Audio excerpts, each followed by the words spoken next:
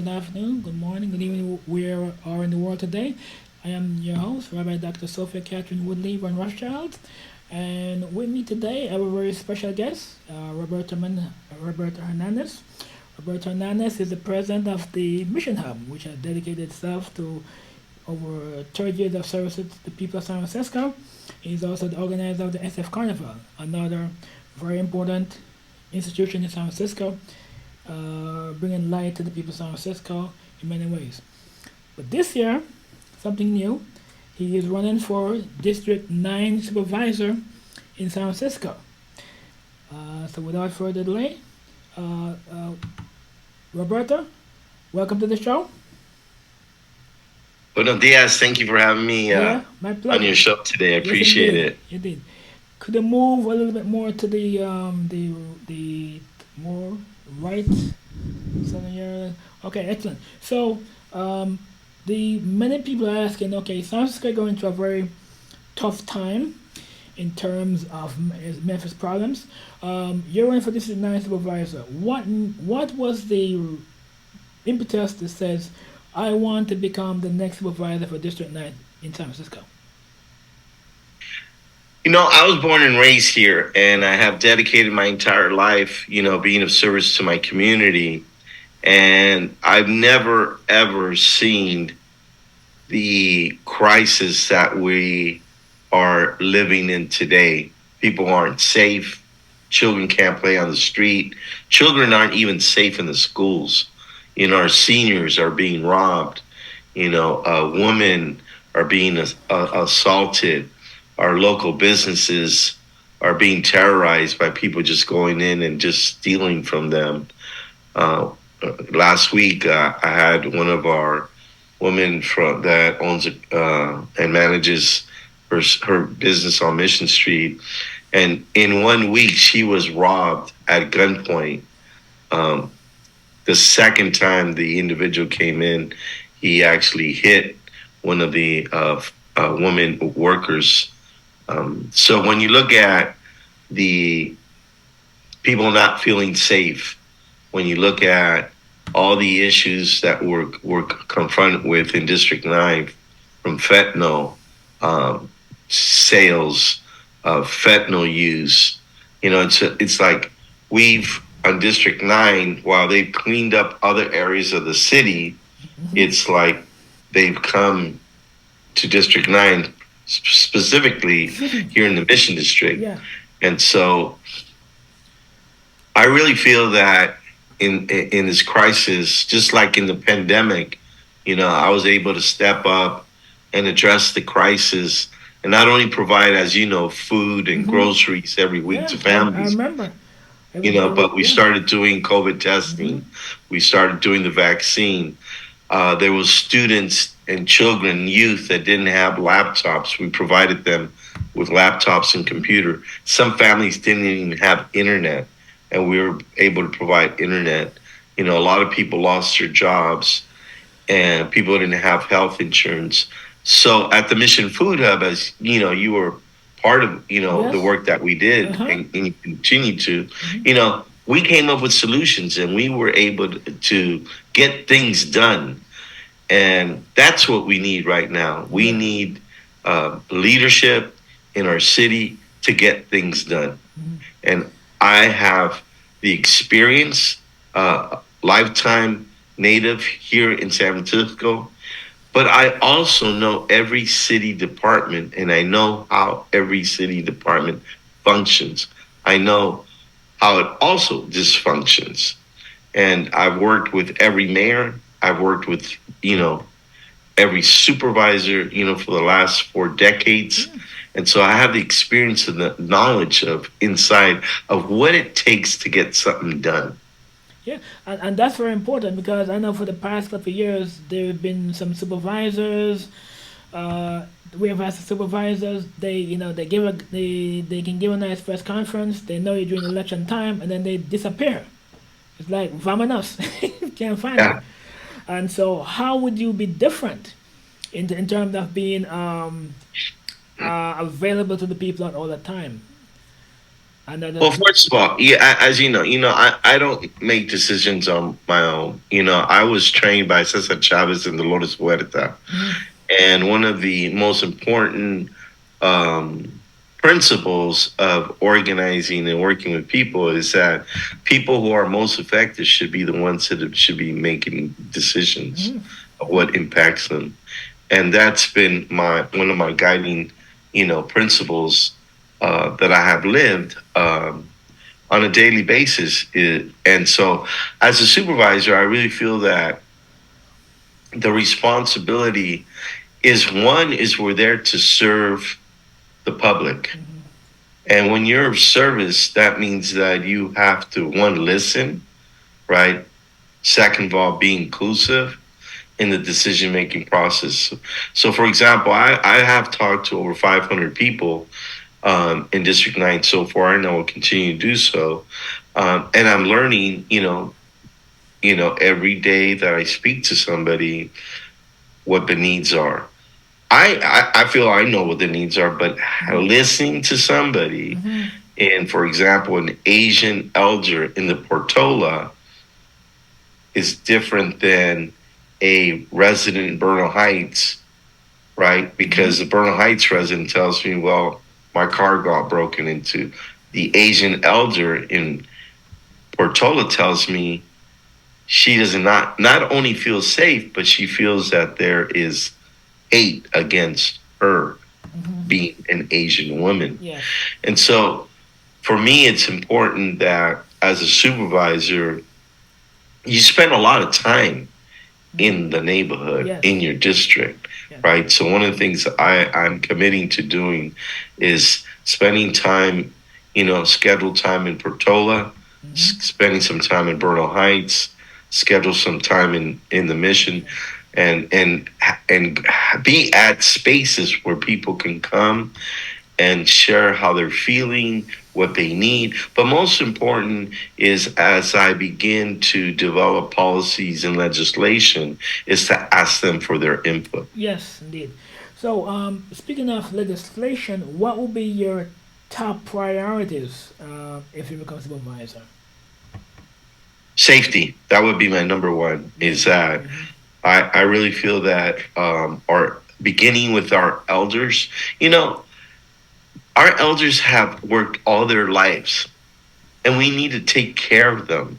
There are our grandmothers, our grandfathers, our Mm-hmm. great grandfathers, our great grandmothers. And I'm going to propose that we create in San Francisco a senior escort program where if a senior needs to go to the doctor or needs to go shopping or just wants to go out for a day to Golden Gate Park, Yeah. let's take him to Golden Gate Park. Mm-hmm. Let's take him to the doctor. Let's take him, where they need to go. There's a shortage of police right now, right?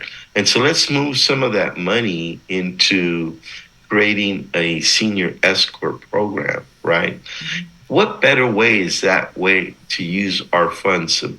And I call it community policing, is to be of service to our elders, right? Yeah. So I have spent a lot of time really designing and creating and looking at what can we do different to really make our community safe. Mm-hmm. Yes, I really like that because for the past couple of years, we haven't had a supervisor that can really engage on a human level, and then also have the experience and the background to know what to do from day one. Um, Speaking of the priorities, there's been a lot of talk about they're spending almost $1 billion. The city spends all these hundreds of $1 millions every year on homeless programs. Yet the numbers of homeless people are not going down. It's getting worse. How would you address that problem? First of all, there's all these different programs that the city's putting money into. Some of them are effective, but some of them are not effective at all. So it's looking at how are we investing our money.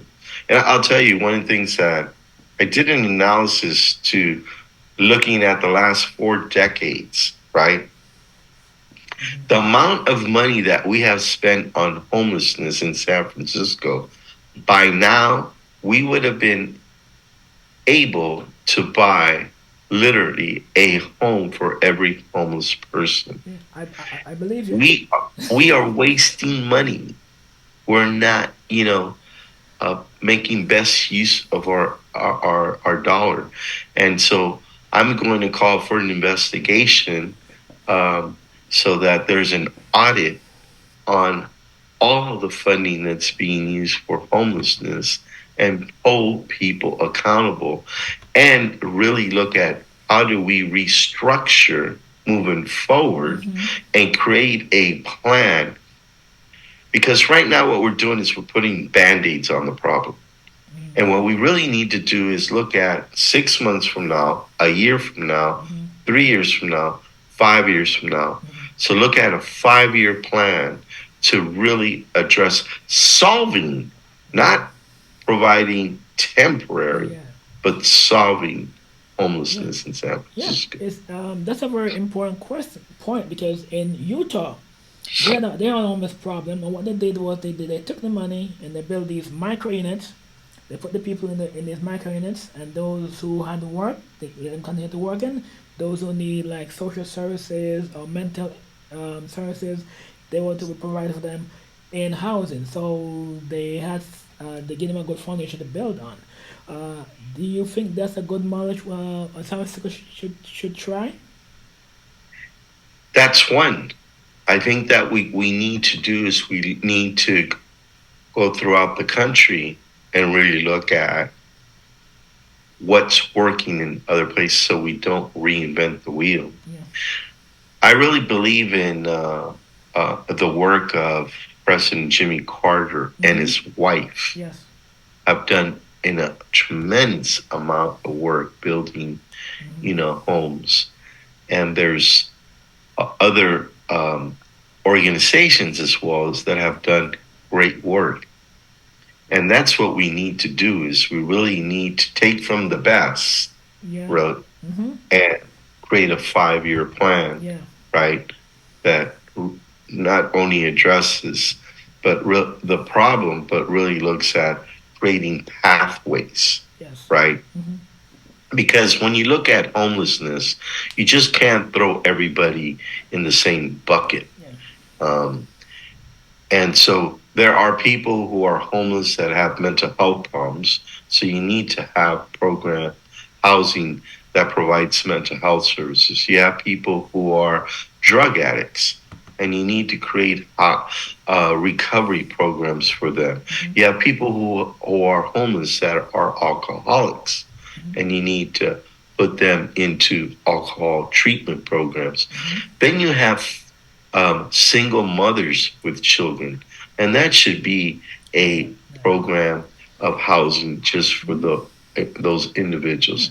Then you got seniors, and I could go on, but I think you gained the Yeah. point Yes. Indeed. that right now what we have is these, and right down the street from my house, they opened up a homeless, and it was supposed to be for families. Families will not go there. I have Latino families that told me I will not go there with my children because there's people there that are using drugs, and I'm not going to expose Yeah. my children. I'd rather sleep in a tent. I'd rather sleep in a car. I'd rather sleep in an RV than be there where people are using drugs. Why are they allowing that? Yeah. Again, it's the band-aid. Just throw everybody in a warehouse, and that's that's criminal. Yeah. I'll just say Yes. Yeah, it's yeah, criminal yeah, I to. agree with you. And even there was a thing 2 years ago, last year, there was a case in the Tenderloin. We had a people who would pay like $300 an hour just to walk around to count homeless people. That's a total waste of money. And I'm glad you had the forethought to look at how we can think out the box in this issue because people in San Francisco, they see all these billions of dollars going to these programs and nothing in return. So just to wrap, going what's give me a closing statement as to your hope for San Francisco and the future San Francisco. What's your hope for the future? My hope for the future for San Francisco is that we, number one, are safe in every neighborhood. Number one. Number two is that we heal and really pay attention district by district, what the needs are, create a plan, and then downtown. Let me just close it out by saying downtown. So I really feel that we need to not think that tech is going to come back. I don't believe tech is going to come back. We can reinvent. This is an opportunity for us to really, as three examples of what I'm a, I'm going to push for. One is that we get universities to take some of these empty buildings. Can you imagine that we have a section just of various universities in downtown San Francisco? Second of all, that we create a art district. Can you imagine all the artists who've been evicted from San Francisco and they have a space to come back? But also we have spaces and put a call out to artists from around the world to come here to San Francisco, and we become the art mecca of the world, which would then bring tourism, and we could have events and activities every day, 7 days a week throughout the year. And the third one is soccer is the number one sports around the world.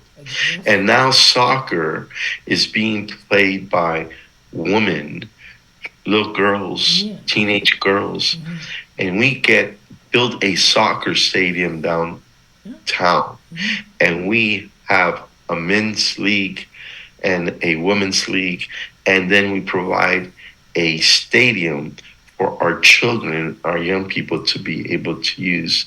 And I will guarantee you with that soccer stadium, it'll be more successful than the Warriors and the 49ers and the Giants put together, because soccer is the number one sports in the world. And here in this country, it's the number one and only growing sports in this country. Yes. First of all, once again, Roberto, I thank you very much, and I think you'll be a great supervisor. And I'm looking forward to you being a supervisor because you have the experience, the humanity, and the compassion all combined together to give us a great package as our next supervisor. And once again, thank you so much. And we says Godspeed to you and your family. God bless you. Thank you. Yes. I appreciate having the opportunity. Have a blessed day. Yes, sir. Adios. Thank you.